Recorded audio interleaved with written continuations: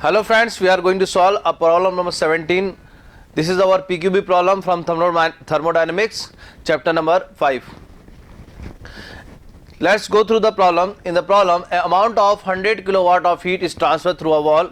In a steady state, one side of wall is maintained at 127 degrees Celsius and other side at 27 degrees Celsius. The entropy generated due to heat transfer through the wall.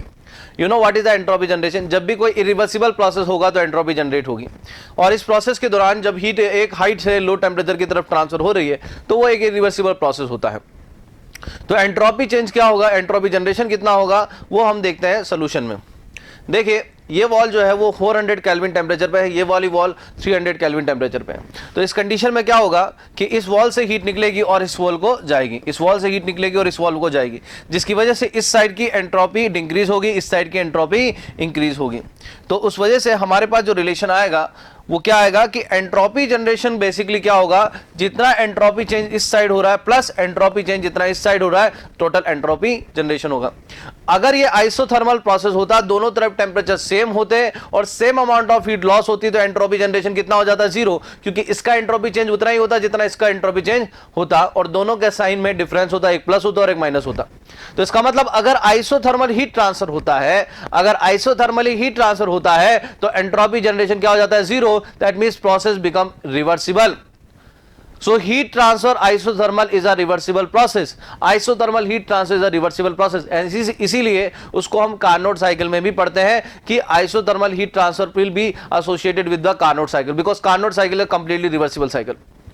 तो किसी भी cycle में अगर isothermal heat transfer नहीं हो रहा है, अगर कांस्टेंट प्रेशर पे हो रहा है, कांस्टेंट वॉल्यूम पे हो रहा है या किसी और कंडीशन पे हो रहा है, इसका मतलब वो साइकिल एक्सटर्नली इरिवर्सिबल साइकिल है, बिकॉज उस प्रोसेस के दौरान एंट्रोपी जनरेट हो जाएगी.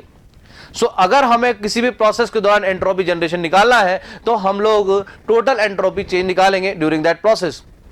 तो यहां पर भी हम देखेंगे कि एंट्रोपी जो है इस साइड से निकल हीट जो है इस साइड से निकल रही है और इस साइड को गेन हो रही है. तो इस साइड की एंट्रोपी जो चेंज आएगी, इस साइड की जो एंट्रोपी चेंज आएगी वो डायरेक्टली Q/T हो जाएगी, क्योंकि टेम्परेचर यहां पर कांस्टेंट है. So it will behave as a reservoir and you know that for reservoir the entropy change will be Q/T.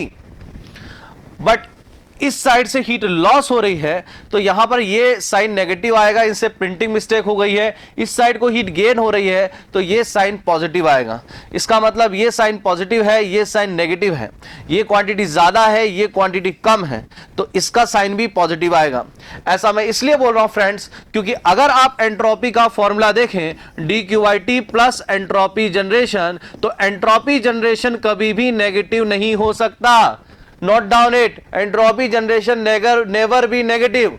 और एंट्रोपी जनरेशन कभी भी अगर नेगेटिव नहीं हो सकता तो उसका मतलब एक ही है कि अगर कभी कोई एडियाबेटिक प्रोसेस होता है जिसमें dQ/T 0 होगा तो उसकी एंट्रोपी चेंज एंट्रोपी जनरेशन के बराबर होगी.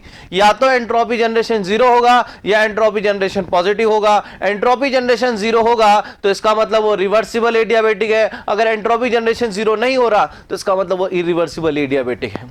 इसका मतलब ये हो गया एडियाबेटिक चाहे रिवर्सिबल हो चाहे इरिवर्सिबल, एंट्रोपी या तो 0 रहेगी, हमेशा इंक्रीज होगी. That is the condition of adiabatic process.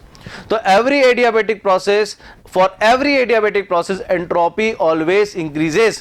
That is the question. Thank you very much for this question.